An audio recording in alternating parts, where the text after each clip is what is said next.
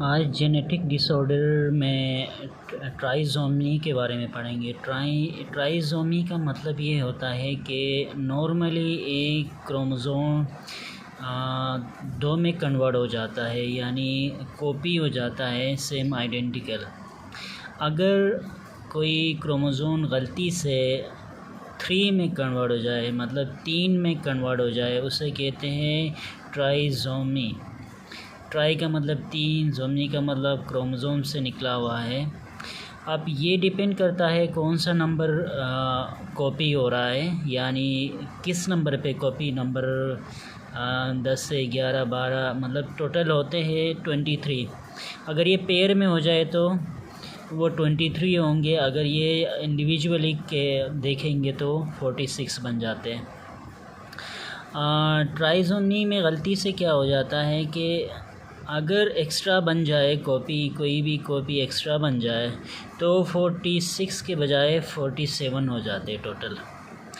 इनमें कुछ सिंड्रोम्स कहलाते हैं, जैसे डाउन सिंड्रोम है, इसके अलावा एडवर्ड सिंड्रोम है, इसके अलावा पेटाउ सिंड्रोम है। इनमें 3 सिंड्रोम्स बहुत कॉमन है। इनमें डाउन सिंड्रोम कहा जाता है, या इसका मतलब ये होता है कि क्रोमोज़ोम नंबर 21 में मसला हो जाता है और ये कॉपी बना देता है, 3 कॉपीज़ बना देता है। इसको 2 बनाने चाहिए, लेकिन गलती से ये 3 बना देता है, तो इसके खुसूसियात यानी करैक्टरिस्टिक्स चेंज हो जाते हैं। अगर किसी ये टेस्ट भी किया जाता है, अल्ट्रासाउंड से भी किया जाता है, अगर और साथ साथ में इसके ब्लड टेस्ट भी किया जाता है, साथ साथ में और भी प्रोटीन्स टेस्ट होते हैं, वो भी टेस्ट होते हैं। ये पैदा होने से पहले ये टेस्ट किया जाता है ताकि पता चले कि इसमें कोई जेनेटिकली फॉल्ट तो नहीं है। अगर ये डाउन सिंड्रोम हो जाता है, यानी क्रोमोज़ोम नंबर 21 में कोई मसला हो जाता है और कॉपी कर जाता है 3, तो इसके करैक्टरिस्टिक्स कुछ इस तरह होंगे। फेशियल देखेंगे तो फेस बिल्कुल फ्लैटन होगा, जो आंखें होंगे अपवर्डेड होंगे। नेक देखेंगे गले की तरफ तो वो स्मॉल होगा।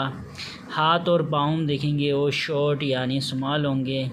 कोग्निटिव प्रोसेस देखे जाए तो इंटेलेक्चुअल जो डिसऑर्डर है, यानी ज़हीन नहीं होंगे ये लोग, यानी इसमें कोई मसले होंगे, या तो बहुत ज़हीन होंगे या तो बिल्कुल नहीं होंगे। दूसरे नंबर पे आता है एडवर्ड सिंड्रोम। सेम ही है, बट क्रोमोज़ोम नंबर चेंज होता है। डाउन सिंड्रोम में बता रहा था कि 21, अब ये क्रोमोज़ोम नंबर 18 में मसला होता है और ये 3 कॉपीज़ बनाता है। इसके कुछ करैक्टरिस्टिक्स डिफरेंट है, कुछ सेम है। जैसे हेड होता है, यानी सर बहुत छोटा हो जाएगा, माइक्रोस्फेली होगा, और साथ साथ में चिन होगा, वो भी छोटा हो जाएगा।